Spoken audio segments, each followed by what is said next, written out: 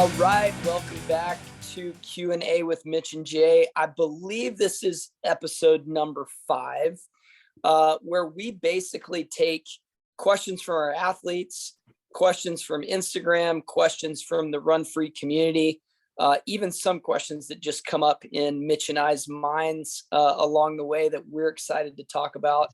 And we answer them, talk about them, share details and thoughts with you guys.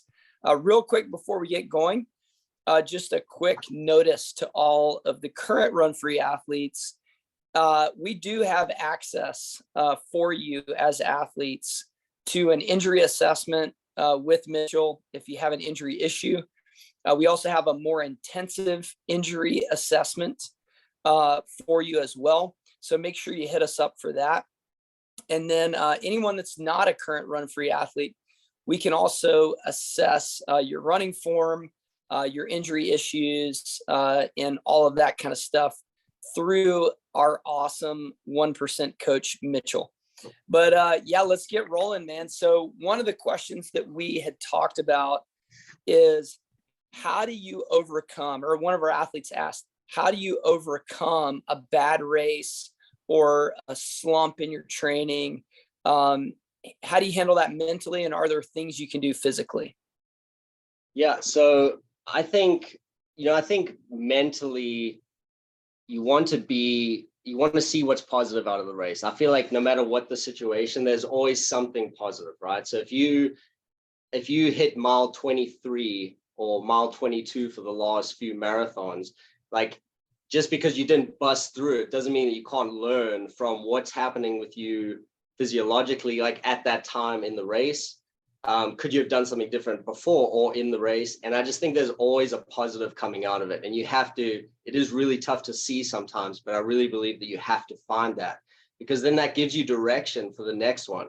You know, if you have a bad race and another bad race, you don't take any positives from it, you're not going to be running very long. I feel like you just like lose the passion so quickly.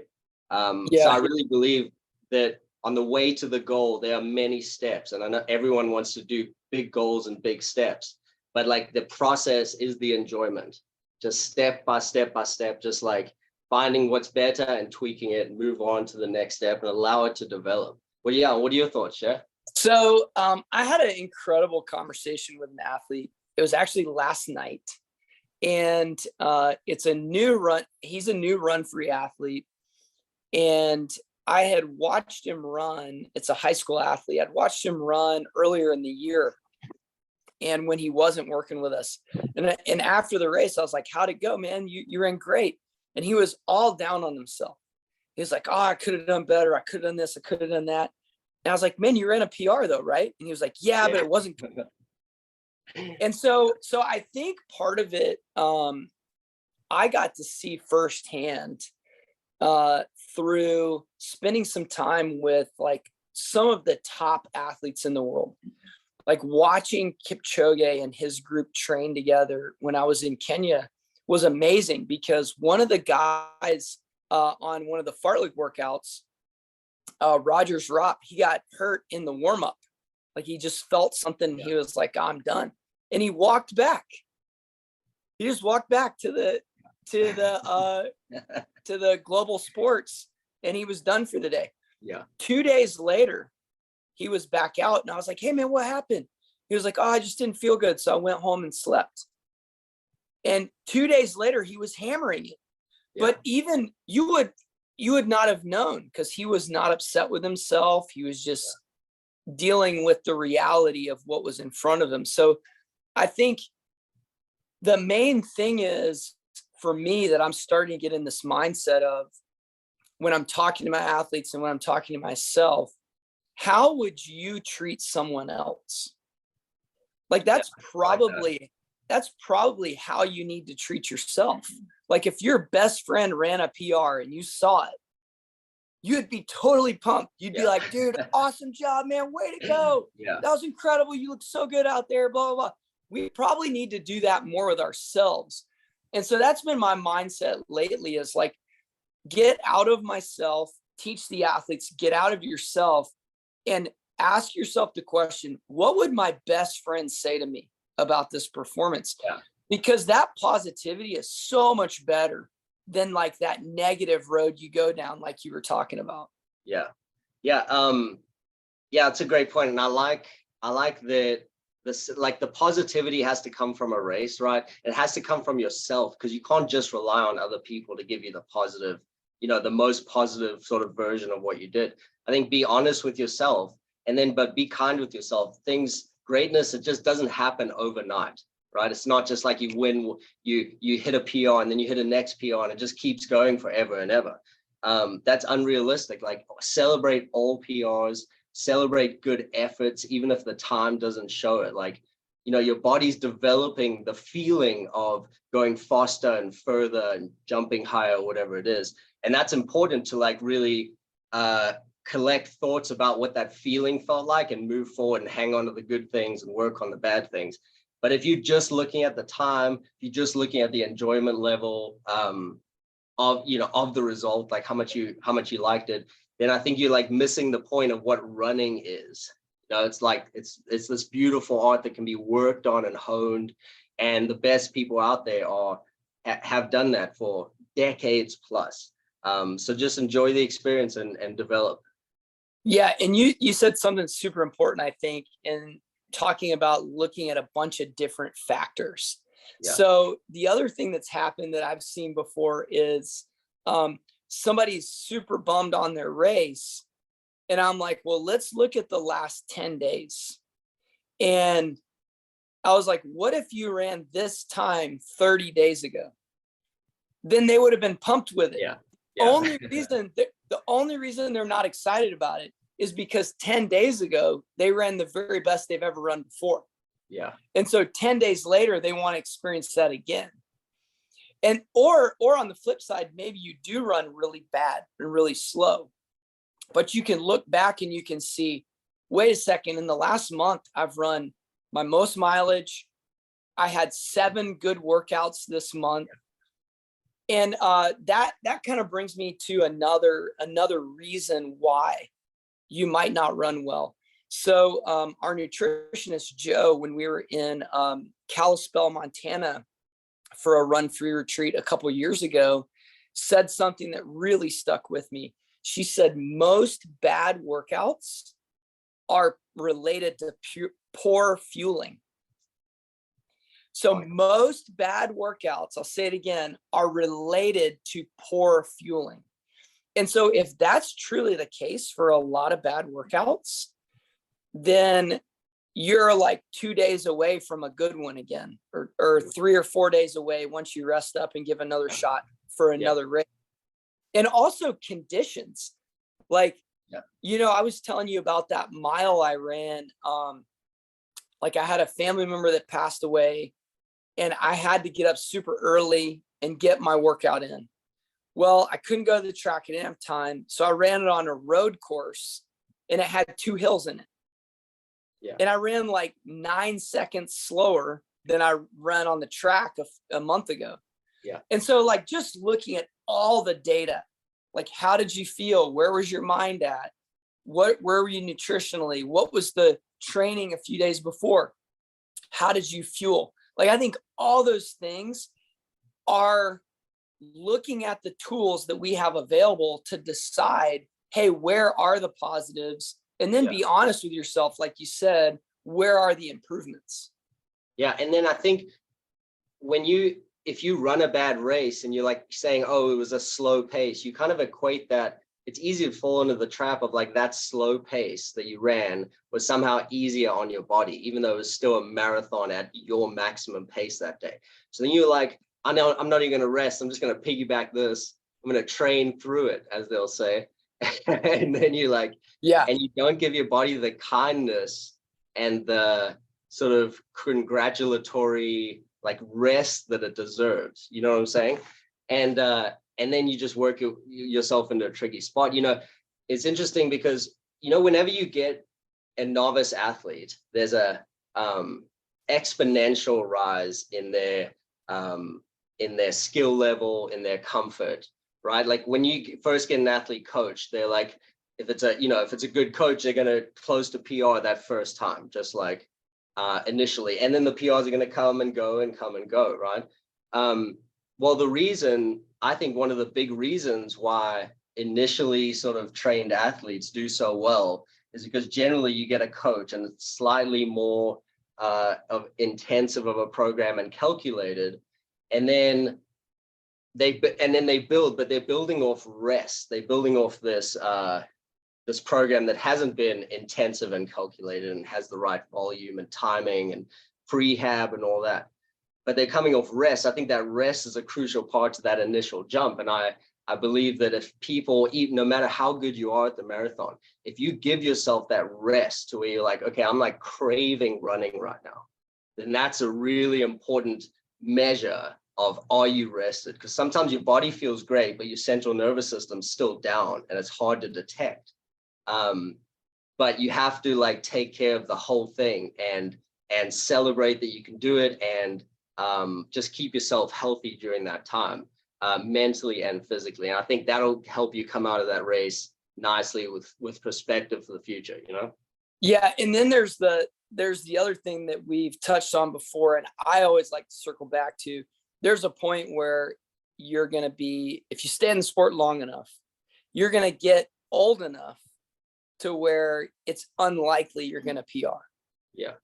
And so I'm definitely in that realm. Like, it's unlikely that I run as fast as I ran when I was 25, and that's all I was doing, and super focused, and my body worked perfectly for, several years, and my testosterone was probably higher, and I was sleeping more, and I didn't have kids, and I didn't have work, and everything was perfect. Well, how do you stay in it then? And for me, the answer has been always just resetting as much as possible every year. And then secondly, goes back to what you were saying earlier with the feeling.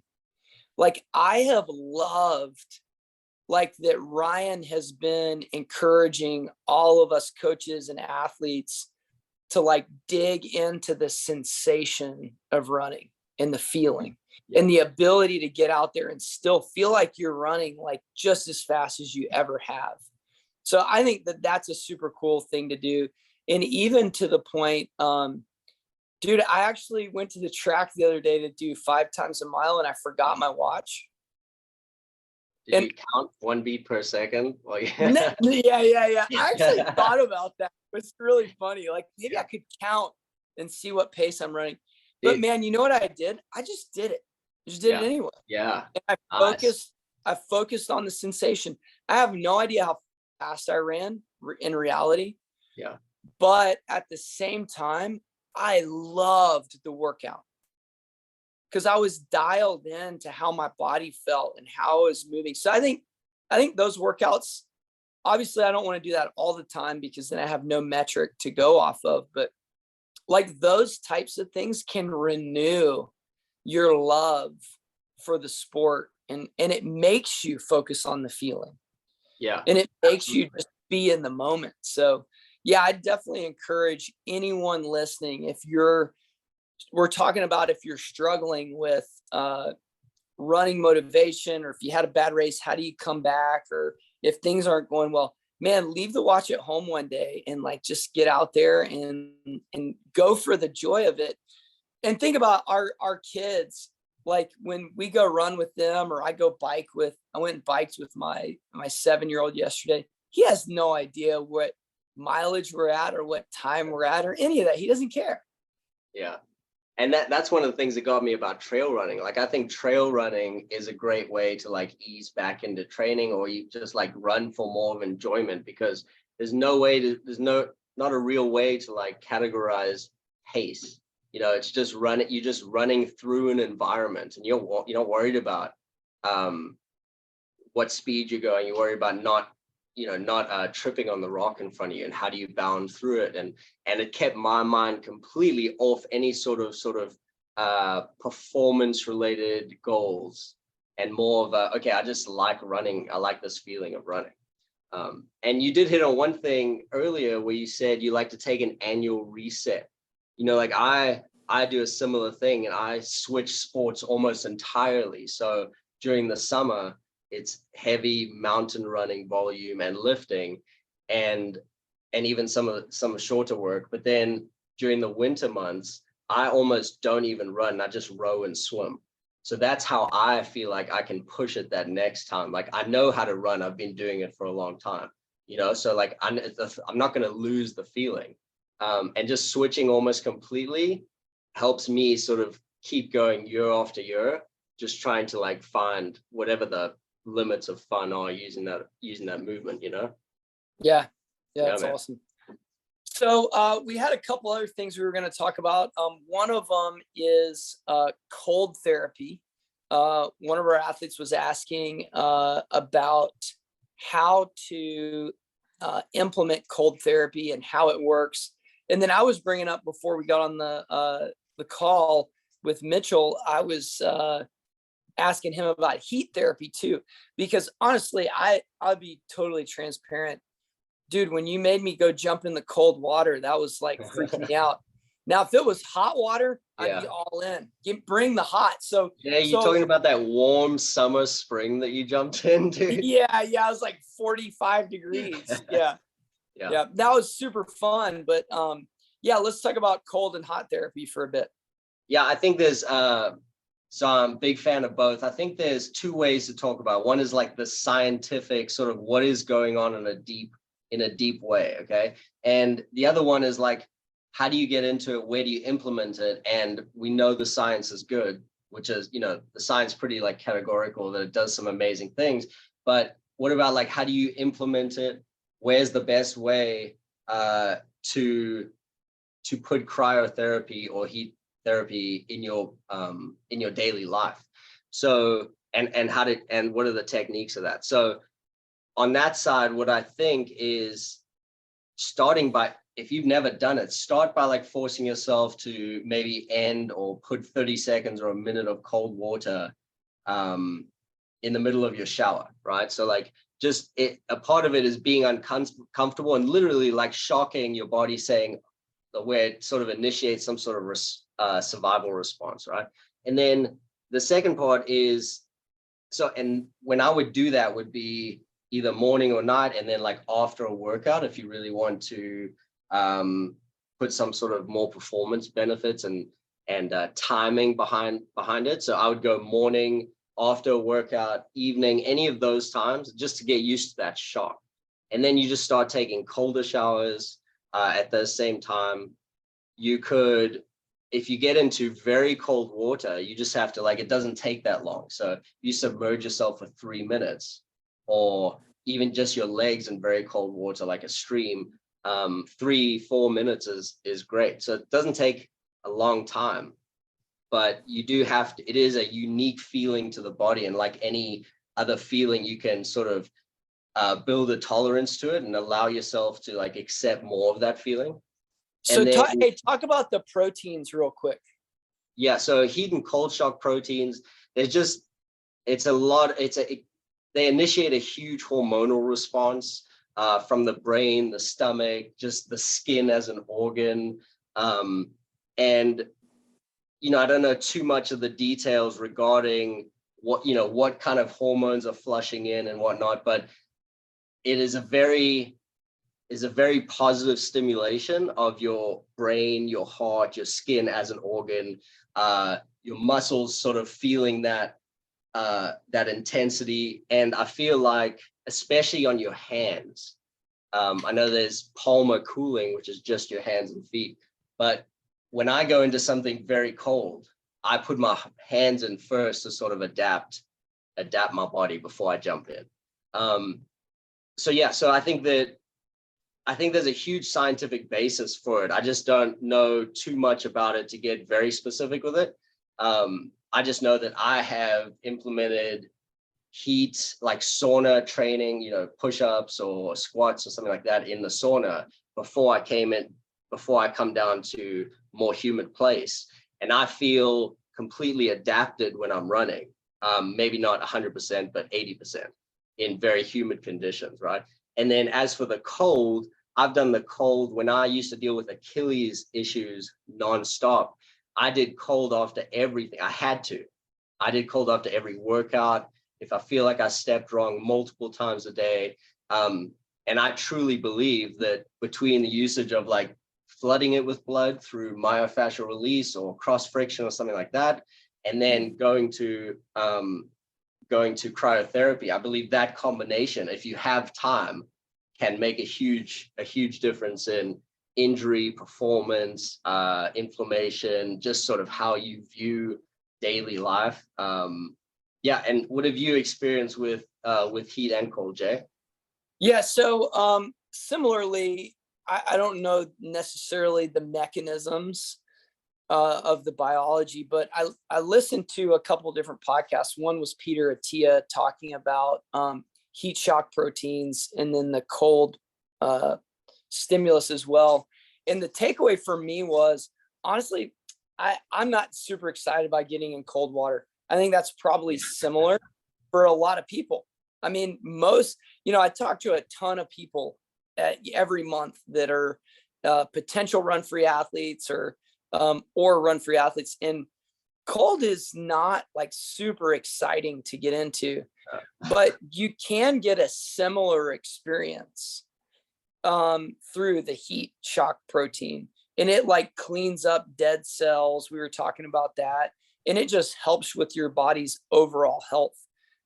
So man, I love the heat. And one just anecdotal note is I tend to be a colder person. Like, I think it's because I have a low blood pressure and not a ton of body fat. And so I get cold fairly easy. And I used to get hurt more in the winter. And one of the things I started doing is taking hotter showers in the winter, and then also supplementing with some vitamin D, because you get less sun, obviously, in the winter. So I don't know to what degree that's been successful, but certainly like the mindset that I have with anyone is, if you find something that you feel like it's helping, like, you don't have to have all the science figured out to believe that it helps and to stick with it. One of our coaches, Daniel Suh, and an athlete I've coached for 9 years now, he loves Epsom salt baths. I've done them before. I feel like they don't really do much for me, but he loves them. And I'm like, dude, you need to do your Epsom salt bath. There's an element there, like the placebo. Like, if you believe it helps, then you need to do it, and find the things that you're comfortable with that are fun for you to do. Because honestly, Mitch, if you told me I need to get in a cold bath every day, like I hate it. I hate it. Yeah. Why am I going to subject myself to something that I just don't like? But if you told me, hey man, go get in the pool and put it at 102 degrees and swim and get hot, then I'm like, I'm all into that. So I think the takeaway is you can get similar benefits from things that you enjoy. And there's no way you're going to be able to do every modality every day anyway. And that's the thing, like all these modalities, you're talking about 2% here, 5% here, another 5 over there. You're not talking about, like, if you are 4th in a race, adding all these modalities might make you 3rd. You know what I'm saying? But if you're like 107th, you're not going to get it. You know what I mean? Like, focus on the running and what feels good to get you down. It's not going to you're not going to find one magic pill. If you do find it, it's going to bring you up, and then kind of it's going to degrade through. So it's like, it's about choosing. It's really about the timing of all these things. I think that's a huge misinterpretation of, any prehab or nutrition or modality like we're talking about. The thing itself is a small percentage of how it fits into your life. Like, if you time something right, it can completely change everything you're doing. But like, that one thing by itself just fit in randomly, or put in sort of forced into your life and your program because you think it's the key, that's not the way, right? It's like, it's about the timing. So what do you feel like is the best timing for cold therapy? Yeah, I'd say after your workout. There's science that says like you don't want to jump in, you don't want to be cold like immediately after your workout because you want your body to go through some of the processes. But I think it feels really good. So I do it. You know what I mean? Like there's no other. When are you more likely to jump in cold? Like when you're really hot or when you just sort of average temperature? So I jump in and I love it and I feel the benefits of it. And then the other opportunity is like in the morning, if you're just off, like a cold shower can give you a second chance at it, just like it changes your mentality, it changes something. And same at night if you feel anxious or something like that. So I think just put it where first of all, you have to like play with it to figure out where it fits in your life, right? You can't just stick it somewhere and say, oh, it doesn't work. So I think you got to play with it. And then you say, oh, I didn't wake up this morning feeling really good. Let me start with a shower because it does something at least. At least it's like uncomfortable for a sec. So what about heat? Where would you put heat? I'd put heat right where I put cold. I think it's a mechanism of healing very similar to cold. I think it's on the other side of the spectrum, equally healthy. And in some ways, like you're talking about in situations where blood flow is just slightly less than it usually is, jumping in a hot tub throughout the winter is a huge thing. And I use the hot tub throughout the winter a lot. And I think just stick it right where you would. I mean, if you want to increase blood flow, it would advance all healing processes when you went to bed, like throughout the nighttime. If you did it after the workout, it would advance those same healing processes, maybe magnified. And if you did in the morning, you'd get out psyched out of your mind. And I think those are all good things, So with cold and heat, the two times I, as a coach, would say, I'd be interested to hear your 2 cents. The 2 times I would definitely not do it. So I wouldn't get in the hot tub for more than like 5 minutes the day before a race because it'll suck the life out of you. Yeah. And then I also wouldn't do cold therapy unless you're a day before. Like, don't do it the same day. What would you say about that? Yeah, I'm with you on that. I mean, it goes back to something we talk about though. If someone has done that in the past and it works, you should keep doing it. Yeah. But if man, except for the hot tub though, like I really do think like if you sit in the hot tub too long, you can just like zap your strength. No, I'm with you. I can't, and I don't know why. I've done it before, but like I don't know why it feels like it takes something away from you deeper than just sort of, feeling relaxed. There's something about it. Yeah. But yeah, go ahead. Oh, I was gonna say one more thing with nutrition too, because we're talking timing, and I think we're like bringing these things back together. Is if you did have a bad workout in your nutrition, like you need to know what you had before and detail it and try something different, and then figure out what works for you and what you feel good doing. So the other day I lifted in the afternoon. And I had 2 sun butter and Nutella sandwiches, like right before I lifted, and I felt amazing. So I may be doing that from now on. There we go. I like that, dude. Yeah, and that's it's something to be said for a journal of some sort. Because when people think of running journals, they think sort of strict mileage pace and all that. Best use I ever got out of a journal of just mountain adventures or any sport or any race that I did was that I could see exactly what I did right before. And it's not just about the paces and all that. It's about me saying pretty much exactly what we want to hear from our athletes, which is slept well, got up, I was ready to go. I ate this, and this, and then left. And just referencing sort of how you're feeling. And then you can try and capture that or something like that in the next round. But yeah, I think the journaling and just keeping track of sort of what you did right before, I think that's a huge part. And then as you get more advanced and you get more experiences, you're laying down more sort of knowledge regarding pre-race activities or like the entire sort of cycle before a race. And then you can just reference back to how you're feeling either in physical or just sort of remembering what you did. Yeah, sweet. Well, cool, man. Super interesting. Guys, if y'all have any more questions for us, feel free to post on Instagram, email, whatever, to get in touch with us. We'll do some more Q&As, but I hope everybody has a good day. Yeah, if anyone out there needs a form assessment, just let us know. We'll get that done. Yep. Later. All right, guys. Thanks.